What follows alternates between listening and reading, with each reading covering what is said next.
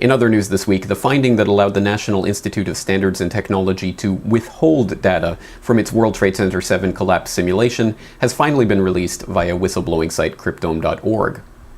The finding was made on July 9, 2009, and reads in part, quote, "The disclosure of the information in connection with NIST's investigation of the technical causes of the collapse of the World Trade Center towers and World Trade Center Building 7 on September 11, 2001 might jeopardize public safety. Therefore, NIST shall not release the information." End quote.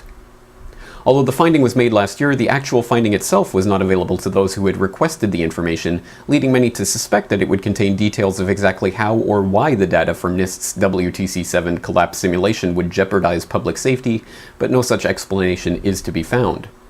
Analysts note the finding is especially odd given that NIST itself has claimed that the collapse of WTC-7 was an extraordinary event, unprecedented in history, and that they arrived at that conclusion using the computer model whose input and result data they have now classified in the name of public safety.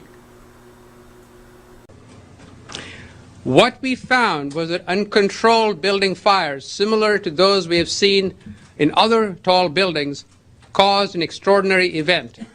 The collapse of World Trade Center 7 was primarily due to fires. This is the first time that we're aware of that a building over 15 stories tall has collapsed primarily due to fire. We reached this conclusion by reconstructing the entire building, beam by beam, column by column, connection by connection, into a computer model, a virtual WTC-7 building. Many are wondering whether NIST's reluctance to release their data is due to the questionable nature of the science underlying a simulation that many have pointed out is little more than a visual recreation of the initiation of a building collapse, which in itself explains nothing and does not even show the entire progressive collapse of the 47-story building.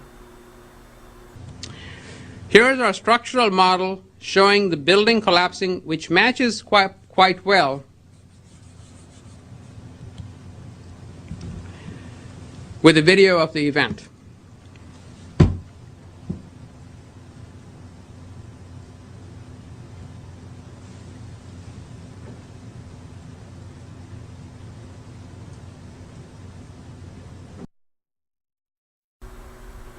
This Freedom of Information Act denial is just the latest in a series of such denials related to 9/11. In 2007, the FBI rejected a request to confirm the exact process by which the 4 aircraft used on 9/11 were identified. In 2008, U.S. Armed Forces Institute of Pathology rejected a FOI request for records establishing the recovery and identification process for forensic evidence from the Flight 77 and Flight 93 crashes.